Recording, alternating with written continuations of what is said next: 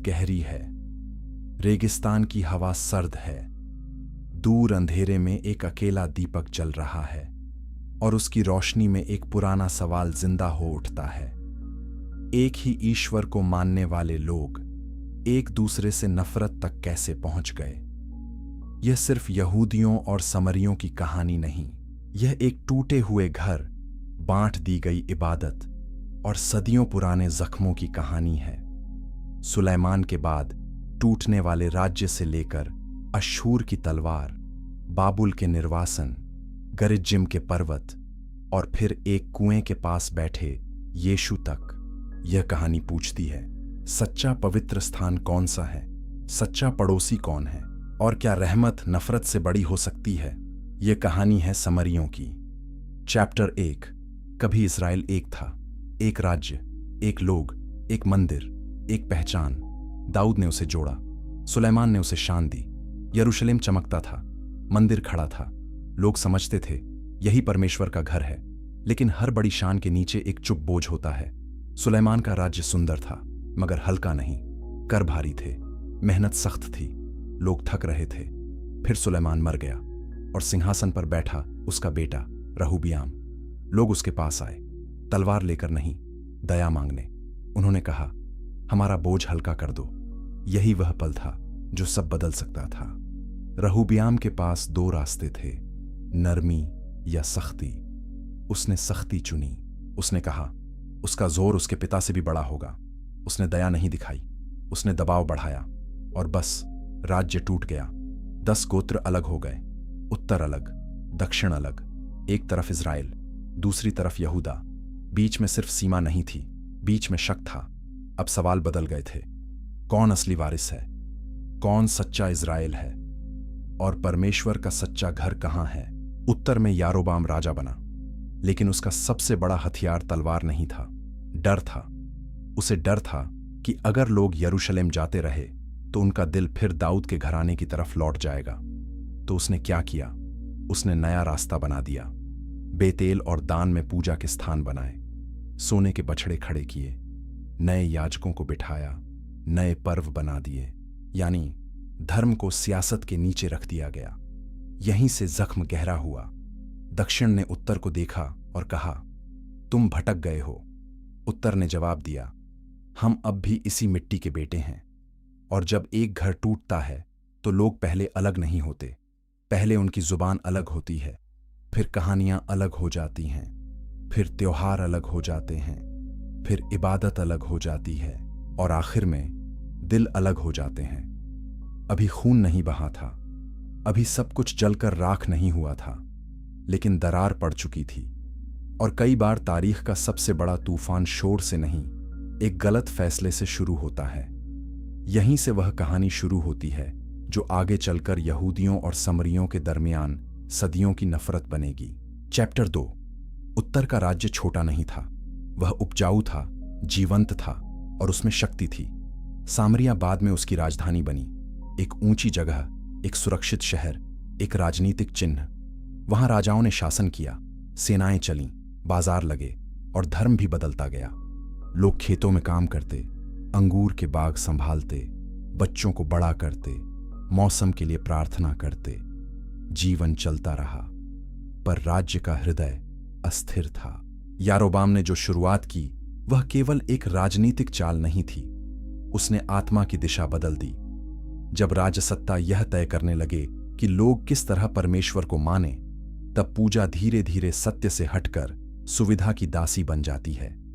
बेतेल और दान के वे स्थान उत्तर के लोगों के लिए आसान थे। अब उन्हें यरूशलेम नहीं जाना पड़ता था। अब राष्ट्र की सीमाएं और विश्वास की सीमाएं एक दूसरे को सहारा देने लगीं। पर जो बात आसान लगती है वह सदा सच्ची नहीं होती। उत्तर में कई राजा आए, बहुतों ने वही पाप दोहराया जिसे धर्मग्रंथ यारोबाम के पाप कहता है। लोग कहते रहे कि यह हमारी परंपरा है, हमारी जरूरत है, हमारी व्यवस्था है। पर भविष्यद्वक्ताओं की आवाज बार बार उठी। एलियाह उठे, एलीशा उठे, आमोस ने चेतावनी दी, होशे ने रोते हुए कहा कि लोग बेवफाई में भटक गए हैं। होशे की भाषा में दर्द था। उसने बताया कि इज़राइल केवल कानून नहीं तोड़ रहा, वह प्रेम तोड़ रहा है। उत्तर का जीवन बाहरी रूप से चलता रहा। खेत लहलहाते थे, महलों में उत्सव होते थे, व्यापार बढ़ता था, पर भीतर धीरे धीरे यह आदत बनती गई कि परमेश्वर को अपने हिसाब से ढाला जा सकता है। जब मनुष्य यह मान ले कि वह अपनी सुरक्षा के लिए पवित्र चीजों को भी बदल सकता है, तब संकट पास आ जाता है, न्याय घटता है, गरीब कुचले जाते हैं, पूजा रहती है पर उसमें करुणा नहीं रहती, बलिदान रहते हैं पर उनमें पश्चाताप नहीं रहता, शब्द रहते हैं पर उनमें सत्य नहीं रहता। दक्षिण इस सब को देखता था और अपने आप को अलग समझता था। वे कहते थे, हमारे पास मंदिर है, हमारे पास दाऊद की वाचा है, हमारे पास सही स्थान है। पर हर आलोचक को यह याद रखना चाहिए कि घमंड दोनों ओर पनपता है। उत्तर के पाप स्पष्ट थे, पर दक्षिण का आत्मविश्वास भी एक दिन परीक्षा में आएगा। फिर भी उस समय यहूदा के लिए उत्तर चेतावनी भी था और निंदा का विषय भी। सामरिया केवल एक शहर नहीं रहा, वह भटके हुए धर्म का प्रतीक बनने लगा। समय बीतता गया और एक और शक्ति दूर क्षितिज पर उभर रही थी, अश्शूर। वह साम्राज्य केवल भूमि नहीं लेता था, वह लोगों को तोड़ देता था। वह शहर जीतता था, फिर उनके भीतर की पहचान बदल देता था। उसके सैनिकों की धूल दूर से ही भय जगाती थी। उसके राजा अपने आप को पृथ्वी का स्वामी कहते थे। जो झुकता नहीं था उसे कुचला जाता था। उत्तर के लोग शायद सोचते थे कि उनके पास अभी समय है। शायद वे मानते थे कि संकट टल जाएगा। शायद वे यह भी मानते थे कि परमेश्वर अंत तक उन्हें बचा लेगा, चाहे उनका जीवन कैसा भी हो। मनुष्य अक्सर न्याय की घोषणा सुनकर भी उसे दूर समझता है, पर न्याय जब आता है तो वह अचानक नहीं आता।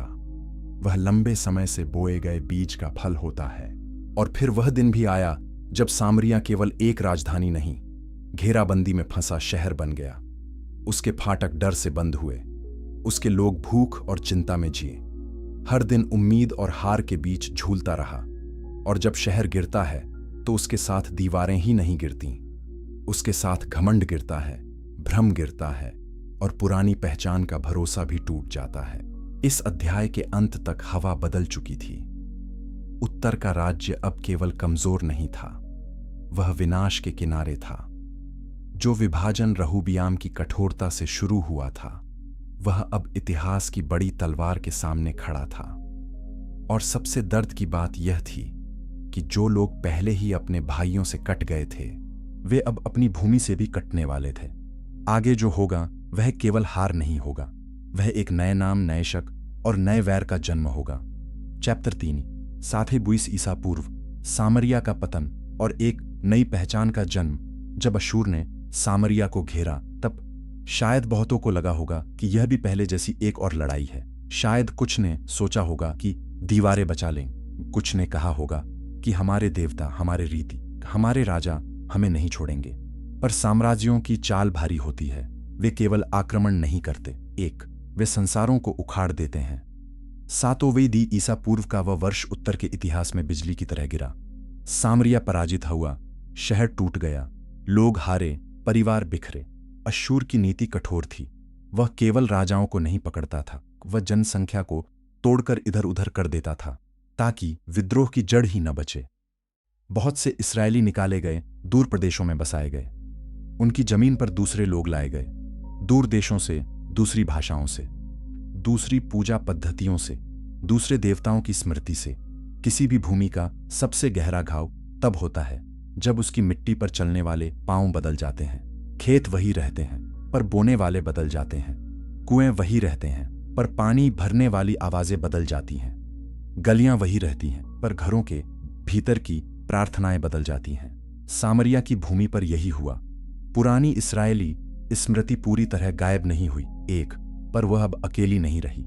दूर राजा सत्तार हमें एक अजीब और दर्द भरी तस्वीर दिखाता है। नए बसाए गए लोगों पर संकट आया। उन्होंने कहा कि इस भूमि के ईश्वर को वे ठीक से नहीं जानते। तब एक इस्राएली याजक बुलाया गया ताकि वह उन्हें यहोवा की उपासना सिखाए। सोचिए कितनी गहरी विडंबना है। विजेता लोग पराजित भूमि के परमेश्वर को सीखना चाहते हैं और वही भूमि अब मिली जुली आस्था की जगह बन जाती है। उन्होंने यहोवा का भय भी माना और अपने अपने देवताओं को भी नहीं छोड़ा। यह मिश्रण ही आगे चलकर यहूदियों की नज़र में सबसे बड़ा दोष बन गया। यहीं से वह पहचान उभरती है जिसे बाद में सामरी कहा गया। यह कोई एक दिन में बनी जाती नहीं थी। यह टूटी हुई स्मृतियों, बची हुई परंपराओं, नए लोगों, पुरानी भूमि और अनिश्चित दावों से बनी पहचान थी। यहूदियों की नज़र में वे मिश्रित थे, रक्त में भी, धर्म में भी, निष्ठा में भी। पर सामरिया की दृष्टि से बात इतनी सरल नहीं थी। वहां अब भी इस्राएल की भूमि थी, वहां अब भी मूसा की व्यवस्था की स्मृति थी, वहां अब भी यूसुफ, याकूब, एक और प्राचीन पूर्वजों की कहानियां धरती से जुड़ी थीं। जो लोग दक्षिण में थे वे इस घटना को न्याय की तरह देख सकते थे। वे कह सकते थे कि उत्तर ने धर्म छोड़ा इसलिए विनाश आया। पर इतिहास में न्याय और दर्द साथ साथ चलते हैं। बच्चों ने पिता का पाप नहीं चुना होता, फिर भी वे उसका फल खाते हैं। माताएं जब अपने घरों से निकाली जाती हैं तो धर्मशास्त्र की बहस उनके आंसू नहीं सुखाती। हार के बाद बची हुई जनता ने किसी तरह जीना सीखा। उन्होंने भूमि में रहना सीखा, उन्होंने नए पड़ोसियों के साथ रहना सीखा, उन्होंने आस्था के टुकड़ों को पकड़कर अपनी दुनिया फिर से बनानी सीखी। यहीं से दक्षिण की नजर और कठोर हुई। अब उनके लिए सामरिया केवल भटका हुआ उत्तर नहीं रहा, वह एक मिलीजुली संदिग्ध दूषित भूमि बन गया। शुद्ध और अशुद्ध की भाषा अब और तेज हुई। पर दूसरी ओर सामरिया ने भी अपने आप को मिटने नहीं दिया। जिनके पास पूरा अधिकार नहीं होता वे अक्सर स्मृति को अपने सबसे बड़े हथियार की तरह पकड़ते हैं। सामरिया ने भूमि को पकड़ा, उसने पुरानी कथा को पकड़ा। उसने कहा, हम भी इस कहानी से बाहर नहीं हैं। यही वो मोड़ था जहां इतिहास केवल राजनीतिक नहीं रहा, वह शरीर, रक्त, भोजन, विवाह, पूजा और विरासत का प्रश्न बन गया। कौन किसके साथ खाएगा, कौन किससे विवाह करेगा, किसकी वेदी मान्य है, कौन शुद्ध है, कौन अशुद्ध। इन प्रश्नों ने धीरे धीरे दीवारों को और पक्का किया। फिर भी इस राख में एक और बात छिपी थी। अशूर ने जिसे मिटाने की कोशिश की वही आगे चलकर एक नई गवाही बन गया। सामरियों की पहचान अपमान से भी बनी, पर जीवित रहने की जिद से भी बनी। वे दूसरों की नजर में अधूरे थे, पर अपने भीतर वे एक बचे हुए इतिहास के रक्षक बनने लगे। और यह तो बस शुरुआत थी। दक्षिण अभी यह सोचकर बचा बैठा था कि वह सही है, सुरक्षित है, चुना हुआ है। पर बाबुल की छाया उस पर भी आने वाली थी। जो उत्तर पर हुआ उसका एक दूसरा रूप दक्षिण पर भी आएगा। तब सवाल और कठिन होगा, जब मंदिर भी टूट जाए तब पवित्रता कहाँ रहेगी। चैप्टर 4। यहूदा का निर्वासन, यरूशलेम की राख और शुद्धता की कसौटी दक्षिण ने उत्तर को गिरते देखा था। उसने शायद यह भी सोचा था कि हमारा हाल वैसा नहीं होगा, क्योंकि हमारे पास यरूशलेम है, हमारे पास मंदिर है, हमारे पास दाऊद की वंश रेखा है, हमारे पास सही वेदी है। पर पवित्र स्थान मनुष्य को उसके से अपने आप नहीं बचाता। मंदिर की छाया में भी अन्याय हो सकता है, बलिदान की धुएं के बीच भी कठोर हृदय रह सकता है। समय बीता और बाबुल उठा। वो भी एक महान शक्ति था। उसने यहूदा को घेरा, उसने यरूशलेम को गिराया। 506 NC ईसा पूर्व में वो दिन आया जब दक्षिण ने वही स्वाद चखा जिसे पहले उत्तर ने चखा था। हार, आग, निर्वासन, एक टूटन। मंदिर जला, शहर टूटा, लोग बांध कर ले जाए गए। जो कभी अपने आप को स्थिर समझते थे अब पराई नदियों के किनारे रो रहे थे। भजन संहिता 81 का विलाप बताता है कि बाबुल की नदियों के पास वे बैठकर सियोन को याद करते हुए रोए। यह केवल घर की याद नहीं थी, यह ईश्वर की उपस्थिति के घर की याद थी। अब यहूदा भी चोट खाया हुआ था। उसके पास भी हार की स्मृति थी, उसके पास भी निर्वासन की राख थी। पर इस दर्द ने उसके बर भीतर एक और चीज को तेज कर दिया, अपनी पहचान को बचाने का संकल्प। जब कोई समूह टूटता है वह अक्सर अपनी सीमाएं और कठोर कर लेता है। उसने कहा, अब हम फिर वही गलती नहीं करेंगे, अब हम अलग रहेंगे, अब हम व्यवस्था को पकड़े रहेंगे, अब हम अपनी जातीय और धार्मिक पहचान को ढीला नहीं होने देंगे।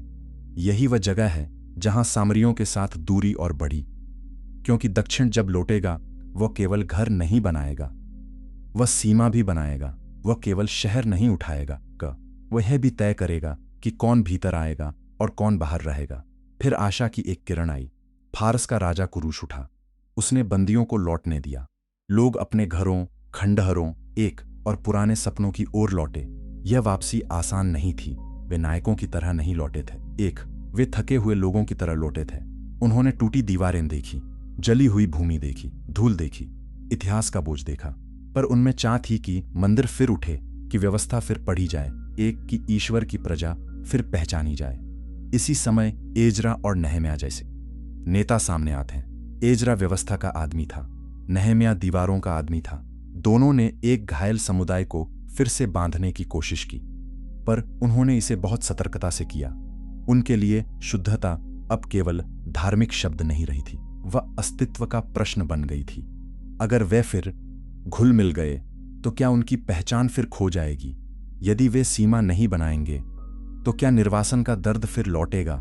और जब कोई समुदाय डर में अपनी पहचान बचाता है, तब वह अक्सर सबसे पहले दूसरों पर शक करना सीखता है। सामरिया की ओर से लोग ने कहा, हम भी तुम्हारे परमेश्वर की उपासना करते हैं, हमें तुम्हारे साथ मंदिर बनाने दो। सुनने में यह सहयोग की बात थी, पर वापसी करके आए यहूदी नेताओं के लिए यह प्रस्ताव बहुत बड़ा खतरा था। उन्होंने मना कर दिया। एजरा और नहम्याह के युग की सोच यही थी कि मंदिर का निर्माण केवल उन्हीं का काम है जिन्हें वे वैध मानते हैं। एक प्रकार से उन्होंने कह दिया, तुम हमारे बराबर नहीं। मन्नास, सोचिए यह अस्वीकार सामरियों को कैसा लगा होगा। वे उसी भूमि में थे, वे भी अब्राहम, इसहाक, एक याकूब की विरासत का दावा करते थे, वे भी मूसा की व्यवस्था की बात करते थे, फिर भी उन्हें बाहर रखा गया। यही अस्वीकृति आगे जाकर गहरी शत्रुता में बदल गई। बहुत सी लंबी दुश्मनियां विचारों से नहीं, अस्वीकार से जन्म लेती हैं। ये यहूदा ने अपनी रक्षा की, सामरिया ने अपने अपमान को याद रखा। दोनों अपने अपने घाव में और सख्त हुए। हम शुद्ध हैं, दूसरे ने प्रतीक्षा की कि वो अपना केंद्र कैसे प्रकट करे। दूसरे ने प्रतीक्षा की कि वो अपना केंद्र कैसे रक्षा करनी है, पर उसी के साथ उसने यह को सिखाया कि भी तय कर दिया कि जो हम में नहीं आएंगे वे कहलाएंगे। और इस वे शब्द में सदियों का दर्द छिपा था। आगे ये दूरी अब केवल सामाजिक नहीं रहेगी, अब इसका पहाड़ होगा, मंदिर होगा, ग्रंथ होगा, पुजारी होगा, और दोनों और ये दावा होगा, हम ही सच्चे इस्राएल हैं। चैप्टर 5। अस्वीकार से प्रतिरोध तक गरिज्जिम पर्वत पर उठता एक दूसरा मंदिर मनुष्य केवल इनकार सुनकर नहीं जीता, वह जवाब भी बनाता है।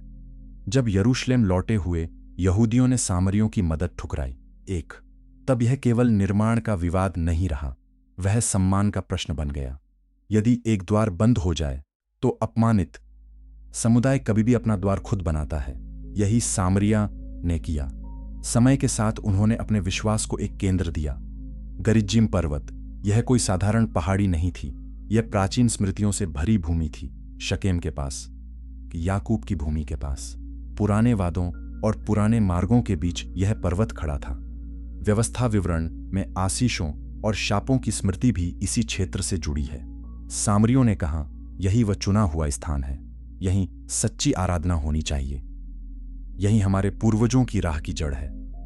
लगभग 4वीं शताब्दी ईसा पूर्व के आस गरिज्जिम पर उनका मंदिर खड़ा हुआ।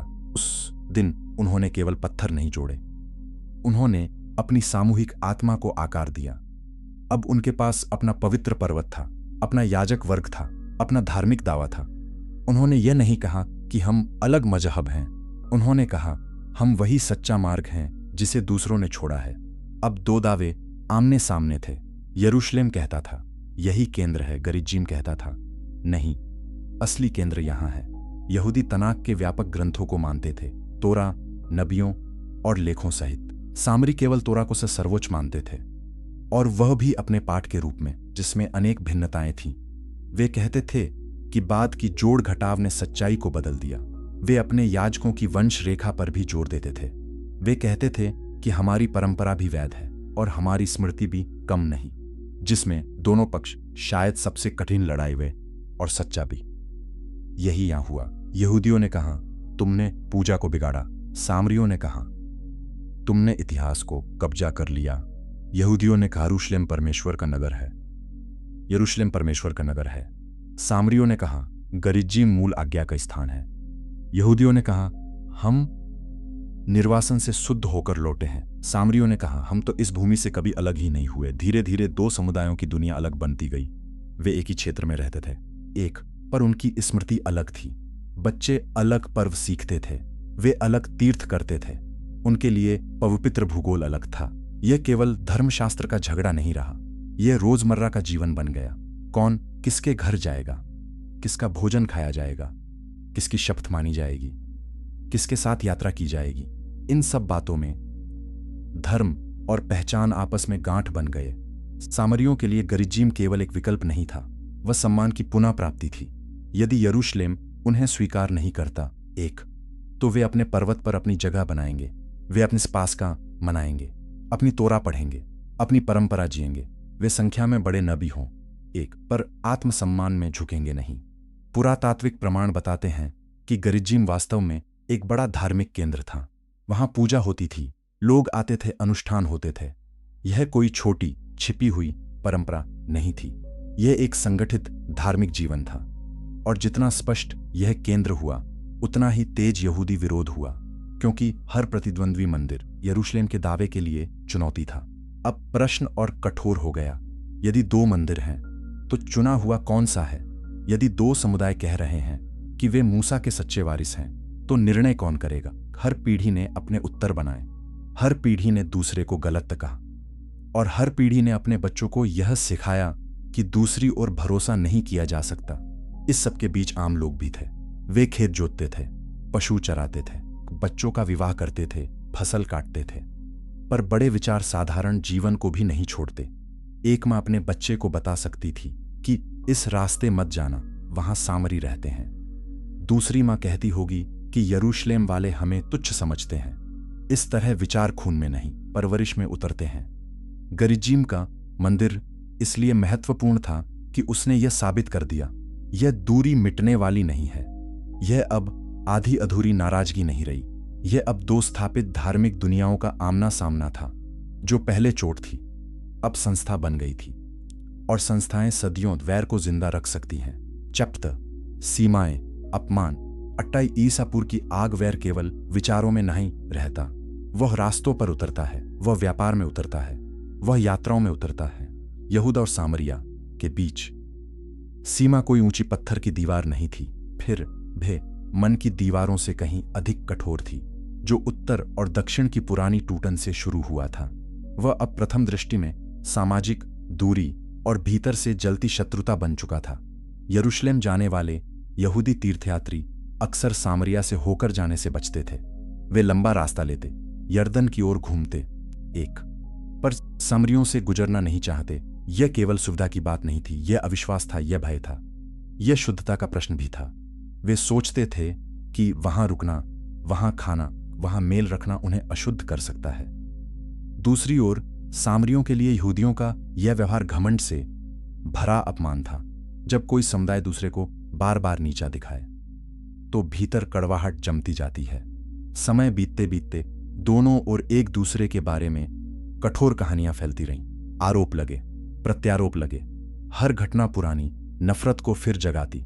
छोटी सी बेअदबी भी बड़ी चोट बन जाती। कहीं यात्रियों के साथ दुर्व्यवहार होता, कहीं धार्मिक अपमान होता, कहीं तीर्थ की राह रोकी जाती। सीमाएं केवल मानचित्र पर नहीं थीं, एक वे स्मृति में थी। फिर आया हसमोनी काल।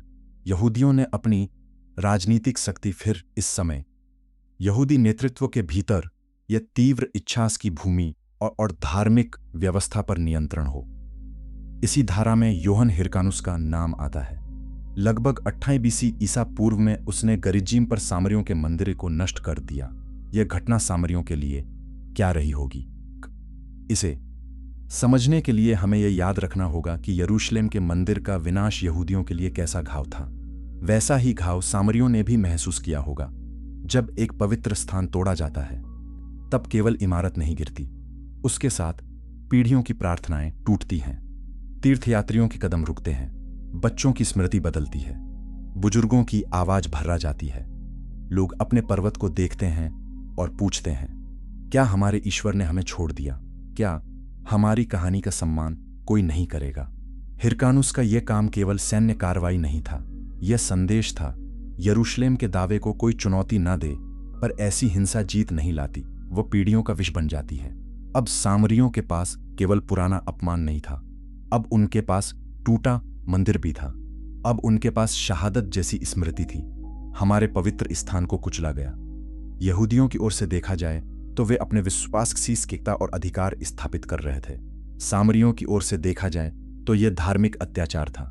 इतिहास की कठिनाई यही है कि एक ही घटना दो समुदायों के लिए दो अलग अर्थ रखती है, पर दोनों अर्थों का परिणाम एक ही हुआ और अधिक दूरी। इस विनाश के बाद सामरियों ने गरिज्जिम को छोड़ा नहीं।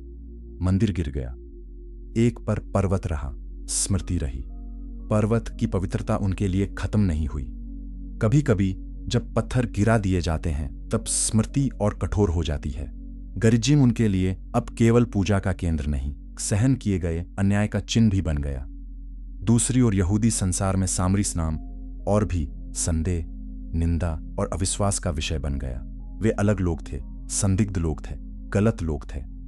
दोनों समुदाय अब अपने अपने दुखों को ऐसा पकड़ चुके थे कि दूसरे के दुख को देखना लगभग असंभव हो गया था। यही शत्रुता का सबसे अंधेरा रूप है, जब अपने घाव इतने बड़े लगते हैं कि दूसरे की पीड़ा सच ही नहीं लगती। सदियां बीतते बीतते यह नफरत आदत बन गई। लोग शायद हर कारण नहीं जानते थे, फिर भी वे नफरत करते थे। दादा ने जो सुना, पिता ने उसे और कठोर करके दोहराया और पुत्र ने उसे सच मान लिया।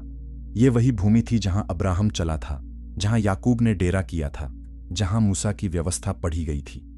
पर उसी भूमि में लोग यह तय नहीं कर पा रहे थे कि पड़ोसी कौन है। गरिज्जिम की राख में इतिहास धधक रहा था और यह धधकन यीशु के समय तक पहुंचेगी। जब वह इस भूमि में आएगा तब वह केवल भूगोल पार नहीं करेगा, वह सदियों के अपमान और धार्मिक वैर के बीच से होकर गुजरेगा। यही आने वाले परिवर्तन की तैयारी थी। चैप्टर 7।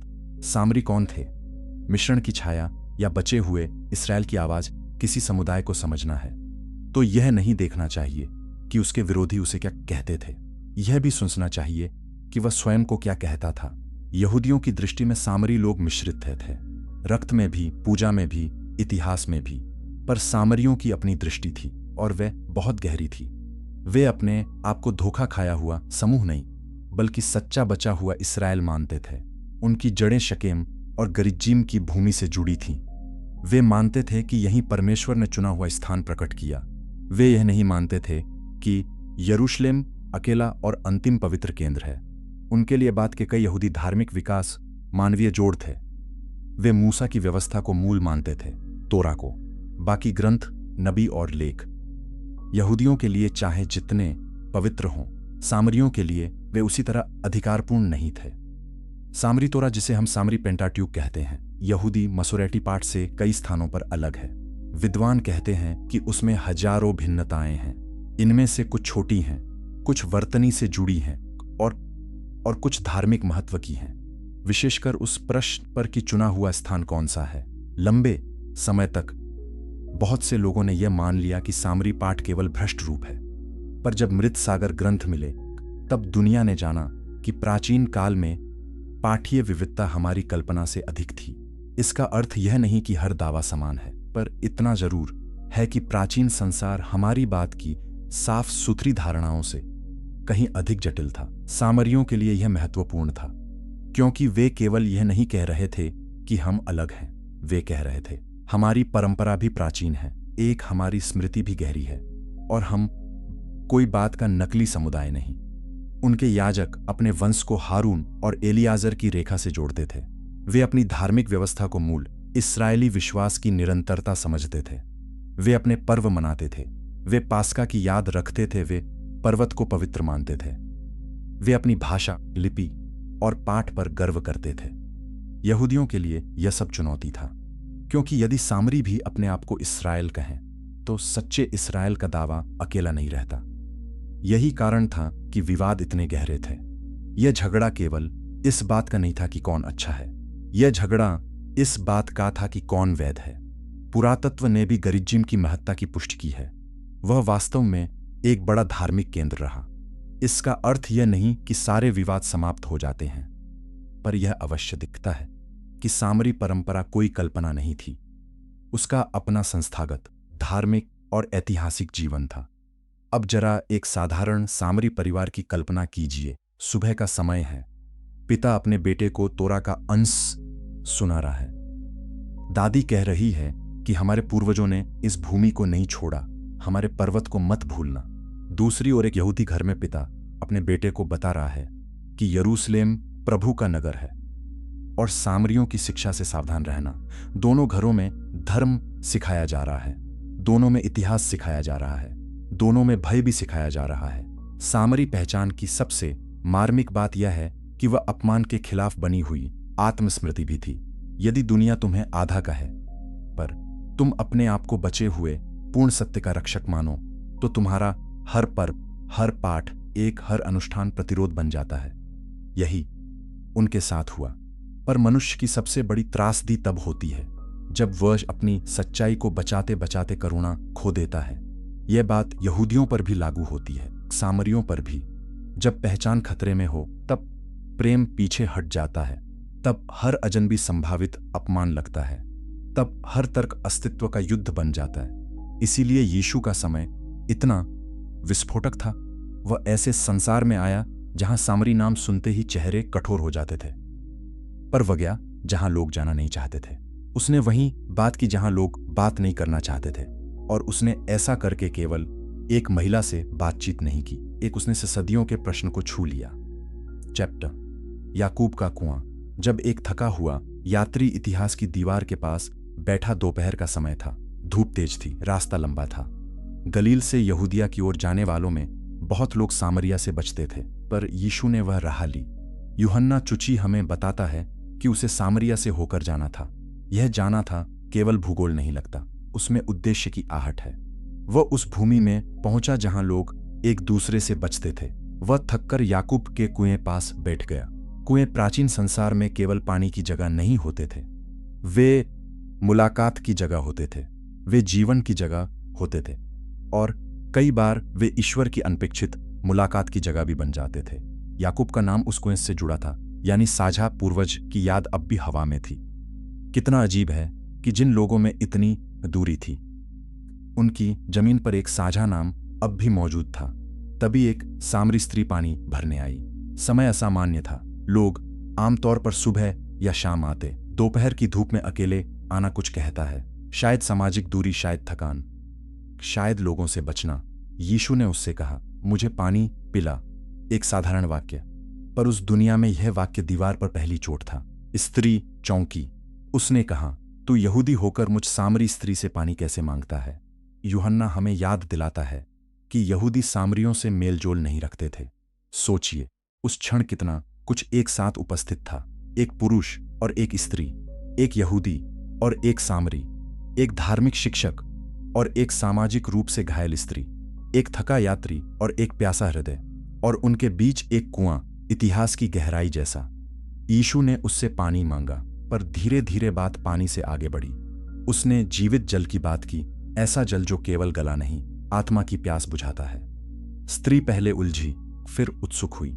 बात उसके जीवन तक पहुंची, उसके निजी घाव तक पहुंची, उसके अधूरे रिश्तों तक पहुंची, और तब उसने वह प्रश्न उठाया जो सदियों से दोनों समुदायों के बीच जल रहा था। हमारे बाप दादे इसी पर्वत पर आराधना करते आए हैं, और तुम लोग कहते हो कि यरूशलेम से बस स्थान है जहां आराधना करनी चाहिए। यही था असली प्रश्न, यही था सामरी यहूदी संघर्ष का हृदय।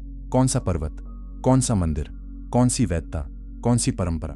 और यीशु का उत्तर केवल एक बहस का उत्तर नहीं था, वह नई दुनिया का द्वार था। उसने कहा कि समय आ रहा है, और अब है, जब सच्चे उपासक पिता की आराधना आत्मा और सच्चाई से करेंगे। उसने न गरिज्जिम को अंतिम ठहराया, न यरूशलेम को उसी पुराने ढंग से। उसने आराधना को केवल स्थान की लड़ाई से उठाकर हृदय की सच्चाई में रखा। यह कोई छोटा कथन नहीं था, यह सदियों के विवाद के बीच एक आकाश खोल देना था। इसका अर्थ यह नहीं कि इतिहास मिट गया, इसका अर्थ यह था कि परमेश्वर की तलाश उस सीमा से बड़ी है जिसे मनुष्य ने पवित्रता के नाम पर खींचा है। और फिर भी यीशु ने स्त्री के दर्द को अनदेखा नहीं किया। उसने उसके निजी जीवन को छुआ, उसने उसके अतीत को जाना, उसने उसे शर्मिंदा करने, मुक्त करने के लिए सत्य कहा। यह बड़ी बात है।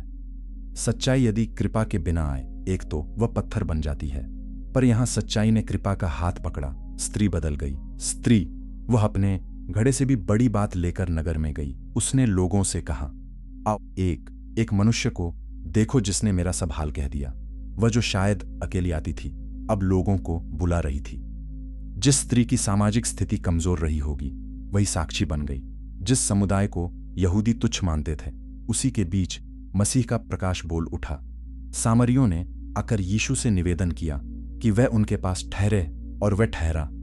यह रुकना भी घोषणा था। उसने उन्हें दूर से उपदेश नहीं दिया, वह उनके बीच रहा। तब उन्होंने कहा कि अब हम केवल स्त्री की बात से नहीं स्वयं सुनकर जानते हैं कि यह सचमुच जगत का उद्धार करता है। कुएं के पास शुरू हुई यह बातचीत केवल एक अध्याय नहीं थी, यह सदियों के वैर में करुणा की पहली खुली खिड़की थी। जब लोग स्थान को लेकर लड़ते रहे तब यीशु ने प्यास को पहचाना। जब लोग शुद्धता की दीवारें खड़ी करते रहे तब उसने पानी मांगा। जब लोग एक दूसरे को गलत सिद्ध कर रहे थे तब उसने उद्धार की बात की। यही उसकी राह थी।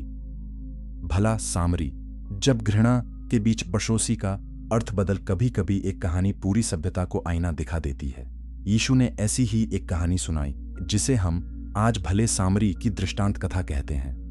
लूका 10 में एक व्यवस्था का ज्ञाता उससे पूछता है, मेरा पड़ोसी कौन है? यह प्रश्न केवल नैतिक जिज्ञासा नहीं था। यह सीमा का प्रश्न, किस तक प्रेम जाए, कौन उसके बाहर रहे, किस पर दया करना अनिवार्य है और किसे छोड़ा जा सकता है। यीशु ने उत्तर में एक आदमी की कहानी सुनाई जो यरूशलेम से यरीहो उतर रहा था। वह लुटेरों के हाथ चढ़ गया, उसे मारा गया, लूटा गया और अधमरा छोड़ दिया गया। यह रास्ता खतरनाक माना जाता था, उबड़ खाबड़, सुनसान, जोखिम से भरा। श्रोत यह दृश्य समझ सकते थे। धूल में पड़ा घायल मनुष्य, न कमजोर बहस न विचारधारा, एक बस टूटा हुआ जीवन। फिर एक याजक आया, उसने देखा और निकल गया। फिर एक लेवियाई आया, उसने भी देखा और निकल गया। ये दोनों वे लोग थे जिनसे धर्म, व्यवस्था, एक और करुणा की अपेक्षा की जा सकती थी, पर वे नहीं रुके। इसके कारणों पर लोग बहुत सोचता का भय, सुरक्षा का डर, जल्दी, उदासीनता या कठोर हृदय। कारण जो भी हो, नतीजा यह रहा कि धर्म के प्रतिनिधि घायल के पास से गुजर गए। फिर यीशु ने वह शब्द रखा जिसने श्रोताओं के भीतर हलचल पैदा की होगी। पर एक सामरी सुनते ही कई चेहरों पर तनाव आ गया होगा। उनके संसार में सामरी आदर्श पात्र नहीं था। वह संदिग्ध था, एक बाहरी था, गलत धार्मिक धारा का था। पर कहानी में वही रुका। उसी ने दया की, उसी ने घाव बांधे, उसी ने तेल और दाखरस डाला, उसी ने आदमी को अपने पशु पर चढ़ाया, उसी ने सराय में पहुंचाया, उसी ने खर्च दिया और उसी ने यह भी कहा कि यदि अधिक लगे तो लौट कर चुका दूंगा। यह कहानी केवल नैतिक शिक्षा नहीं है, यह एक विस्फोट है। यीशु ने वहां दया का चेहरा सामरी को बना दिया जहां श्रोता उससे नफरत करना सीखे थे। उसने पूछा, इन तीनों में पड़ोसी कौन हुआ? व्यवस्था के ज्ञाता ने सामरी शब्द भी नहीं कहा। उसने बस कहा, जिसने उस पर दया की। घृणा कई बार नाम लेने से भी कतराती है, पर यीशु ने उत्तर साफ कर दिया, जा तू भी ऐसा ही कर। यहां यीशु ने क्या किया? उसने पड़ोसी की परिभाषा रक्त, जाति, धर्मीय पहचान और ऐतिहासिक वैर से निकालकर दया में रख दी। पड़ोसी वह नहीं जो तुम्हारे जैसा है, पड़ोसी वह है जो टूटे हुए के पास ठहरता है, पड़ोसी वह है जिसकी दया तुम्हारे पूर्वाग्रह से बड़ी है।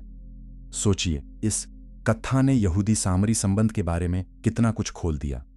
यदि यीशु चाहता तो वह किसी यहूदी को नायक बना सकता था या किसी अस्पष्ट व्यक्ति को, पर उसने सामरी को चुना। क्यों? क्योंकि सत्य वहीं सबसे तेज चमकता है जहां वह हमारे गर्व को घायल करता है। यदि हम केवल अपने जैसे लोगों में अच्छाई मानते हैं तो हमारा प्रेम बहुत छोटा है। यदि हम दया को अपनी जातीय सीमा में बांधते हैं तो हम परमेश्वर के हृदय से दूर हैं। यह दृष्टांत उन सदियों पर बिजली की तरह गिरता है जिनमें दोनों समुदाय एक दूसरे को अशुद्ध, गलत, एक और तुच्छ कहते रहे। यीशु ने कहा, तुम्हारा नफरत किया हुआ व्यक्ति तुम्हें परमेश्वर की राह दिखा सकता है। यह केवल सामरियों की प्रशंसा नहीं थी कि यह यहूदियों के अहंकार की परीक्षा थी, और यही बात आज भी हर मनुष्य पर लागू होती है। जिनसे हम डरते हैं, जिन्हें हम कम समझते हैं, जिनके बारे में हमने कहानियां बना रखी हैं, कहीं वही हमें दया का पाठ न पढ़ा दे। कथा समाप्त होती है पर उसका प्रश्न बना रहता है। जब सड़क पर कोई घायल पड़े तब तुम्हारी पहचान पहले काम करती है या तुम्हारी करुणा? जब तुम्हारे सामने दूसरा खड़ा हो तब तुम उसके पुराने नाम देखते हो या उसका मनुष्य होना, यही यीशु का वार था। और यही वह प्रकाश था जो यहूदियों और सामरियों के लंबे अंधेरे के बीच रखा गया। चैप्टर 10 कोड़ी। एक लौटता हुआ हृदय और अनुग्रह की पहचान। लूका 17 में एक और दृश्य आता है। यीशु एक गांव की ओर जा रहा है। वहां 10 कोढ़ी दूर खड़े होकर पुकारते हैं, यीशु स्वामी हम पर दया कर। एक कोढ़ या चर्म रोग के कारण वे समाज से बाहर धकेले गए लोग थे। ऐसे लोग दूरी में जीते थे।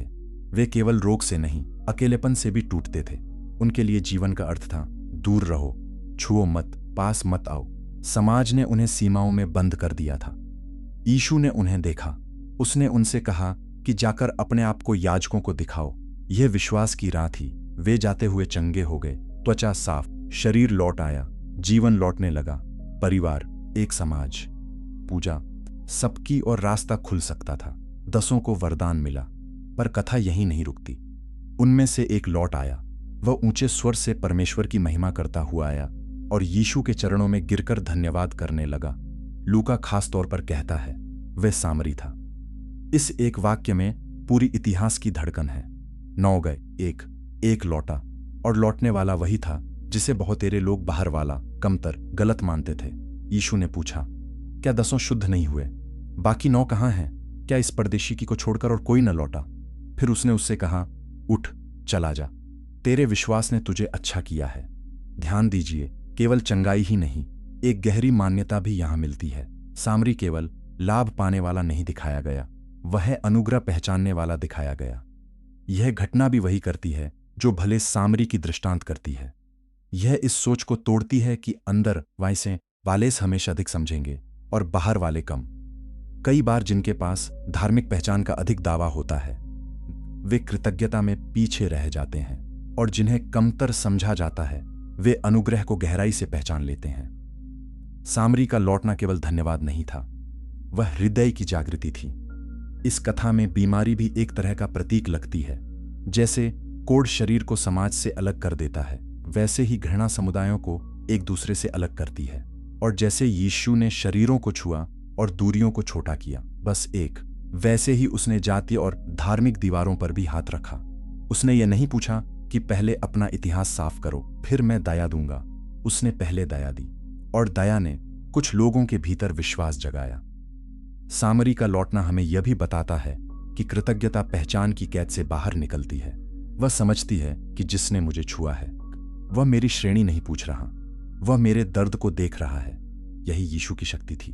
उसने लोगों को उनके नाम से पहले उनकी प्यास, उनके घाव, केक और उनके विश्वास से देखा। 10 ज्ञों की राह पर भी सदियों का वैर पीछे कहीं खड़ा था। यदि इनमें यहूदी और सामरी साथ खड़े थे तो बीमारी ने वह दूरी कम कर दी थी जिसे समाज ने बड़ा बना रखा था। दर्द कभी कभी वह सच्चाई दिखा देता है जिसे स्वस्थ लोग नहीं देखना चाहते, कि हम सब दया के जरूरतमंद हैं। और जब एक सामरी लौटा तो मानो पूरी कथा फिर कह रही थी, जिनको तुम बाहर मानते हो वे भी परमेश्वर के अनुग्रह को पहचान सकते हैं, और कई बार तुमसे अधिक गहराई से। यहूदी सामरी संघर्ष के लंबे इतिहास में यह छोटा दृश्य नहीं था, यह एक और गवाही थी कि यीशु की दृष्टि उन दीवारों से बड़ी है जिन्हें लोग पवित्र कारणों से सही ठहराते रहे। अब सवाल यह था, क्या यह करुणा केवल यीशु के व्यक्तिगत कामों तक सीमित रहेगी, या उसके बाद भी कोई ऐसी राह खुलेगी जहां सदियों की दूरी वास्तव में टूटने लगे? इसका उत्तर हमें शुरुआती कलीसिया में मिलता है। चैप्टर 11, प्रेरितों के काम में एक नया दरवाजा। जब सुसमाचार सामरिया पहुंचा, यीशु का जीवन, उसकी दृष्टांतें, उसकी मुलाकातें, इन सब ने रास्ता दिखाया। पर कि उसके बाद उसके अनुयायी भी वही रास्ता चले? यही महत्वपूर्ण प्रश्न था। यदि उसके शिष्य फिर पुराने भय में लौट जाते तो करुणा की वे बातें केवल सुंदर सी स्मृतियां बनकर रह जाती। पर प्रेरितों के काम की पुस्तक बताती है कि जो विभाजन सदियों से खड़ा था उसके पार भी सुसमाचार गया। प्रेरितों के काम 8 में हम फिलिप्पुस को सामरिया में पाते हैं। यह कोई छोटी बात नहीं थी। सामरिया केवल निकट का क्षेत्र नहीं था, वह इतिहास का घायल क्षेत्र था। वहीं फिलिप्पुस ने मसीह का प्रचार किया। लोगों ने सुना, चंगाई हुई, अशुद्ध आत्माएं निकली, आनंद फैला। वह भूमि जो लंबे समय से विवाद, अपमान और शत्रुता से पहचानी जाती थी, वहां अब शुभ समाचार गूंज रहा था। जब यरूशलेम के प्रेरितों ने सुना कि सामरिया ने परमेश्वर का वचन ग्रहण किया है, तो उन्होंने पतरस और यूहन्ना को भेजा। ध्यान दीजिए, यूहन्ना, वही परंपरा का प्रतिनिधि, अब सामरिया में है। वे आए, प्रार्थना की, और सामरियों ने पवित्र आत्मा पाया। यह घटना गहरी है। इसका अर्थ था कि परमेश्वर ने उन्हें बाहर नहीं रखा। वही आत्मा जो यहूदियों पर उतरी थी, वही अब सामरियों पर भी उतर रही थी। यह 700 वर्षों के वैर पर स्वर्ग की मुहर जैसी बात थी। लोग तुम्हें बांटते रहे, पर मैं तुम्हें बाहर नहीं कर रहा। यह केवल भावनात्मक दृश्य नहीं, धार्मिक क्रांति थी। यदि पवित्र आत्मा सामरियों पर भी है, तो फिर परमेश्वर की प्रजा की परिभाषा केवल जातीय रेखाओं से तय नहीं की जा सकती। न मंदिर की दीवारें उसे बांध सकती हैं, न पुरानी दुश्मनी उसे रोक सकती है। यीशु ने जो याकूब के कुएं पर कहा था, आत्मा और सच्चाई में आराधना, अब इतिहास में रूप ले रही थी। फिलिप्पुस का प्रचार और प्रेलिसिया को सीखना पड़ा कि सुसमाचार केवल परिचितों के लिए नहीं, यह उन लोगों के लिए भी है जिन्हें लंबे समय से संदेह केवल परिचितों के लिए नहीं, यह उन लोगों के लिए भी है। परमेश्वर की कृपा वहीं जाती है जहां मनुष्य अक्सर रुक जाता है। फिर भी यह परिवर्तन आसान नहीं रहा होगा। पुरानी आदतें एक दिन में नहीं टूटती। क्या यहूदी विश्वासी सामरी विश्वासियों के साथ बैठ पाए होंगे? क्या वे साथ भोजन कर पाए होंगे? क्या वे एक दूसरे की गवाही सुन पाए होंगे? इन सब सवालों के बीच पवित्र आत्मा ने काम किया। यही ईश्वर का तरीका है। वह केवल सिद्धांत नहीं देता, वह नई संगति बनाता है। सामरिया में सुसमाचार का पहुंचना मसीही इतिहास में एक मोड़ था। यह घोषणा थी कि हमें शत्रुता की पुरानी दीवार को गिराया जा सकता है। इसका अर्थ यह नहीं कि इतिहास मिट गया। इसका अर्थ यह था कि इतिहास अंतिम न्यायाधीश नहीं रहेगा। कृपा अंतिम वचन बोलेगी। जो लोग सदियों से कहते आए थे कि वे असली हैं और दूसरे झूठे, अब उन्हें एक नई पहचान सुननी थी। मसीह में नया परिवार, यह बहुत कठिन बात है, क्योंकि मनुष्य को अपनी पुरानी शान छोड़ना कठिन लगता है। पर मसीही संदेश का केंद्र यही है कि हम सब अनुग्रह से खड़े हैं। एक सामरिया में आनंद था, पर उस आनंद के पीछे लंबा रोना था। शायद इसलिए वह और भी उजला लगा। जहां नफरत पुरानी हो, वहां मेल की पहली आहट बहुत गहरी लगती है। जहां दीवारें सख्त, वहां एक खुला दरवाजा किसी चमत्कार से कम नहीं लगता। और इस तरह सामरिया बाइबल की कथा में केवल विरोध का स्थल नहीं रहा, वह उद्धार की कहानी का हिस्सा बन गया। खुले रूप में, सम्मान के साथ, आत्मा की छाप के साथ। यही वह बात है जो पूरी कहानी को केवल इतिहास नहीं रहने देती, इसे आशा बना देती है। चैप्टर बने आज के सामरी छोटे समुदाय की बड़ी याद। एक और हमारे लिए बचा हुआ प्रश्न। आज सामरी बहुत कम है। उनकी संख्या 1000 से भी कम मानी जाती है। वे मुख्य रूप से नाब्लुस के पास प्राचीन शकेम के क्षेत्र में एक और होलोन में रहते हैं। दुनिया की भीड़ में वे बहुत छोटे लगते हैं। बड़े राष्ट्रों, बड़ी भाषाओं, बड़े धर्मों और बड़े इतिहासों के बीच उनका समुदाय एक छोटी लो जैसा है। पर यह छोटी लो बहुत पुरानी है। वे अब भी अपने आप को सामरी कहते हैं। वे अब भी अपनी तोरा पढ़ते हैं। वे अब भी पर्व मनाते हैं। पास्का के समय गरिज्जिम पर्वत पर उनका बलिदानी अनुष्ठान दुनिया भर के लोगों को आकर्षित करता है, क्योंकि उसमें प्राचीन बाइबलीय संसार की गूंज सुनाई देती है। वहां आग जलती है, परिवार इकट्ठे होते हैं, स्मृति जिंदा रहती है। समय बदल गया, साम्राज्य आए और चले गए, मंदिर टूटे, युद्ध हुए, एक सीमाएं बदली, पर गरिज्जिम अब भी खड़ा है। और उसके साथ यह छोटी जाति भी। उनकी भाषा खतरे में है, उनकी संख्या कम है, आधुनिक जीवन का दबाव है, विवाह, पहचान, स्वास्थ्य और समुदाय की निरंतरता, सब उनके सामने कठिन प्रश्न है। पर वे टिके हैं। यह टिके रहना ही अपने आप में एक गवाही है। वे हमें बताते हैं कि इतिहास केवल विजेताओं का नहीं होता, वह बचे रहने वालों का भी होता है। वह उन लोगों का भी होता है जिन्हें बड़ी दुनिया लगभग भूल जाती है, पर जो अपने पर्वत, अपनी किताब एक और अपनी प्रार्थना को पकड़े रहते हैं। यहूदी और सामरी संघर्ष आज अपने पुराने रूप में वैसा सक्रिय नहीं है जैसा प्राचीन काल में था, पर उसकी स्मृति अब भी बाइबल पढ़ने वालों, इतिहासकारों और विश्वास की दुनिया में जीवित है। यह हमें बार बार याद दिलाती है कि धार्मिक झगड़े केवल सिद्धांतों से नहीं बनते, वे स्मृति, अपमान, भूगोल, पहचान, एक और सत्ता से भी बनते हैं। और जब कोई समुदाय यह मान ले कि केवल वही पूरी तरह सही है, तब करुणा सिकुड़ जाती है। इस पूरी कहानी का सबसे बड़ा चमत्कार यह नहीं कि यहूदियों और सामरियों में वैर था। मनुष्य के इतिहास में ऐसा बहुत होता है। सबसे बड़ा चमत्कार यह है कि ये उस बीच करुणा बोई। उसने सामरी स्त्री से बात की, उसने सामरी को दृष्टांत का नायक बनाया, उसने सामरी को धन्यवाद करने वाला विश्वासी दिखाया और उसके बाद उसके अनुयायियों ने सामरिया में सुसमाचार पहुंचाया। यही इस कहानी का हृदय है। आज जब हम अपने अपने संसारों में दीवारें खड़ी करते हैं, जाति, भाषा, पंथ, संप्रदाय, राष्ट्र, वर्ग, इतिहास, चोट, तब सामरियों की कहानी हमें आईना दिखाती है। हम किसे दूसरा कहते हैं, किसे कमतर मानते हैं, किसके दर्द को हम उसकी पहचान के कारण छोटा समझते हैं, किसे हम यह सोचकर अस्वीकार कर देते हैं कि वह हमारी तरह नहीं। सामरियों की छोटी सी आज की दुनिया दरअसल हमारे बड़े प्रश्नों को जीवित रखती है।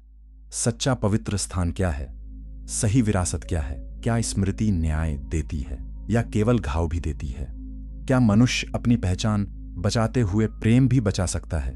और क्या कृपा सचमुच हमारी बनाई सीमाओं से बड़ी हो सकती है? गरिजिम की ढलानों पर जब संध्या उतरती होगी और हवा पुराने शब्दों को छूती होगी, तब शायद इतिहास खुद फुसफुसाता होगा, लोगों ने मुझे हथियार बनाए एक, पर परमेश्वर मुझे मार्ग भी बना सकता है। टूटे हुए रिश्तों की धूल से भी नई समझ उठ सकती है। पुरानी दुश्मनी के बीच भी कोई कुआं हो सकता है जहां कोई बैठकर पानी मांगे और फिर आत्मा की प्यास की बात करे। सामरियों की कहानी समाप्त नहीं हुई, न इसलिए कि उनका समुदाय बहुत बड़ा है, बल्कि इसलिए से उनका प्रश्न अब भी जीवित है। और जब तक मनुष्य दूसरे को देखकर यह तय करता रहेगा कि वह प्रेम के योग्य है या नहीं, तब तक यह कहानी हमारे भीतर बोलती रहेगी। क्लोजिंग रिफ्लेक्शन, यह कहानी हमें एक गहरे सत्य तक ले आती है। यहूदियों साम का वैर अचानक पैदा नहीं हुआ था। वह सदियों में बना राजनीतिक टूटन से, धार्मिक दावों से, मंदिरों से, अपमान सेवान से, स्मृतियों से। दोनों ने अपने अपने घाव को सत्य का प्रमाण माना, दोनों ने अपने अपने इतिहास को पवित्र समझा, दोनों ने दूसरे को गलत कहा और शायद दोनों ही अपने दुख में कुछ हद तक सच्चे भी थे। पर जहां केवल अपनी सच्चाई बचती है और दूसरे के लिए दया मर जाती है, वहां धर्म भी कठोर हो जाता है। इसीलिए यीशु इस कहानी के बीच प्रकाश बनकर खड़ा होता है। उसने पक्ष नहीं लिया जैसा लोग लेते हैं, उसने घाव देखा, उसने प्यास देखी, उसने उस स्त्री से बात की जिससे लोग बात नहीं करते थे, उसने उस सामरी को आदर्श बनाया जिसे लोग आदर्श मानने को तैयार नहीं थे, उसने उस लौटते हुए धन्यवाद को पहचाना जिसे लोग बाहरी कहते थे, और उसके बाद उसकी कलीसिया सामरिया पहुंची। मानो स्वर्ग ने कह दिया हो, जहां तुमने सदियों की दीवार बनाई वहां मैं रास्ता बनाऊंगा। शायद यही इस पूरी कथा का सबसे गहरा संदेश है। परमेश्वर की कृपा वंश से बड़ी है, पर्वत से बड़ी है, मंदिर से बड़ी है, एक और मनुष्य के बनाए हुए हम और वे से भी बड़ी है। इतिहास हमें बताता है कि विभाजन कैसे बनते हैं, मसीह हमें दिखाता है कि वे कैसे टूट सकते हैं। और जब हम इस कहानी को सुनकर अपने समय की ओर देखते हैं, एक प्रश्न हमारे सामने खड़ा रहता है, क्या हम अब भी अपने सामरियों को पहचानने से इनकार करेंगे, या हम भी वह पानी मांगना सीखें? जो बातचीत शुरू करता है वह दया दिखाना सीखेंगे जो पड़ोसी बनाती है, और वह सत्य अपनाएंगे जो आत्मा और सच्चाई में आराधना की राह खोलता है। यदि हम सुन सकें तो सामरिया की पहाड़ियां आज भी यही कहती हैं, दीवारें लंबी चल सकती हैं पर करुणा उनसे भी लंबा रास्ता तय करती है।